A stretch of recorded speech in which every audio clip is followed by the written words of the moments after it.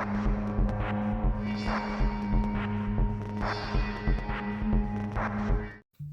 guys, welcome back to the channel. I'm Justice, and today we're going to be reviewing Leprechaun Revenge, a short fan film for the Leprechaun franchise that even brings back Mark Holton to reprise his character of Ozzie from the original 1993 film. The Leprechaun franchise remains a very strange one to me, and I mean no offense by this at all, but how the hell did these movies become a franchise? Because we have over 8 entries and they're of varying quality. And mind you, I feel like we can all agree on this, that from a technical standpoint, none of these movies are good movies. Like, yeah, they might be dumb fun, but they really are just really cheesy, schlocky B flicks. And two, this little bastard has been everywhere, whether it be chasing around Jennifer Aniston before her rise to stardom, or a grisly trip to Las Vegas. You even have him going to space, where he ends up getting resurrected by growing and bursting forth from a guy's, yeah, I'm not gonna touch that one. Let that be a lesson to you, lad. Always wear a prophylactic. And then he makes a trip to the hood. Twice, actually. In all of these films, his goal pretty much remains the same: to capture and protect his gold at any means necessary. And with this short film, it picks up with him crawling out of his well and going after Ozzie, who stole his gold from him all those years ago, or rather swallowed his gold all those years ago. And if you guys haven't seen this project yet, I am going to leave a link to it right down below. It is less than 10 minutes long, so if you guys haven't seen it, you should give it a watch. It is a good film, and I really am interested to see what else Fuzz on the Lens does in the future, and if they end up expanding on this idea. But you guys should give it a watch and then come back to this video and we'll talk about it some more. I'll still be here, I promise. Something I want to point out too about projects like this is they're not spearheaded by these big studios. They are created and funded by the fans that love them, and oftentimes it's the fans that end up giving these projects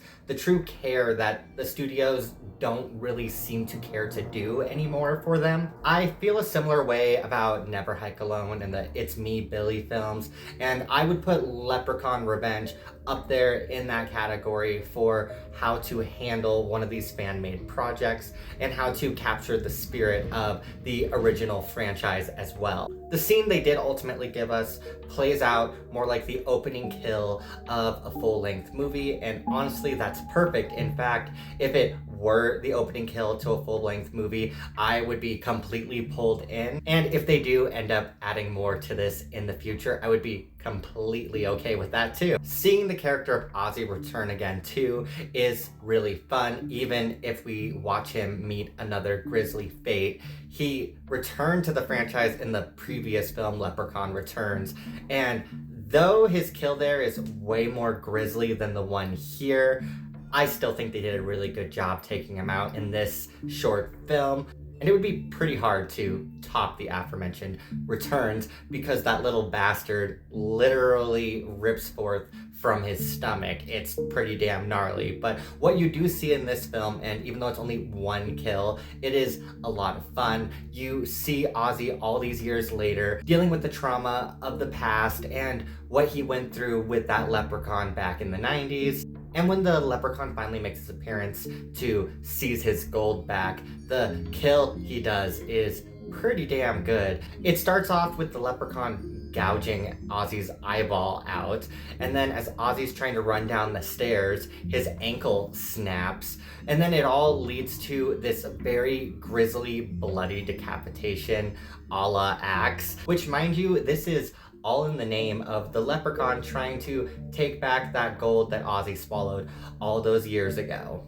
And this poor guy, it doesn't matter what timeline he is in, apparently, no matter what one it is, he's going to die, and it's not going to be a chill death. It's going to be a pretty freaking gnarly one. This film does a really good job, though, of capturing the charm of that original film with solid direction, a great score, and then of course the Leprechaun's shitty one-liners. I've always wanted to see eye to eye with you, me old. And something that I always judge these movies upon is, would I have been entertained on them back in the day if they played on the Sci-Fi Marathon? Because when I was a kid, it was a ritual. Every St. Patrick's Day, my mom and I would watch the Sci-Fi Channel and they would marathon all these movies. So it's a pretty easy criteria for whether or not I think a Leprechaun movie is good, is how fun it would have been to see back in the day. And this one, I think, passes that test.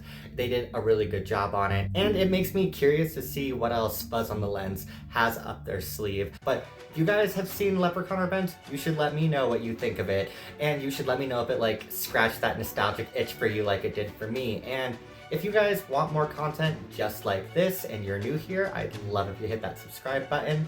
And if you have any requests for future videos that you want me to do, stuff you want me to cover, whether it be fan projects, TV shows, or other movies, I'd love to hear them. I cover everything and anything horror on this channel. But with that all out of the way, this has been Justice, and I really hope to see you guys on the next one.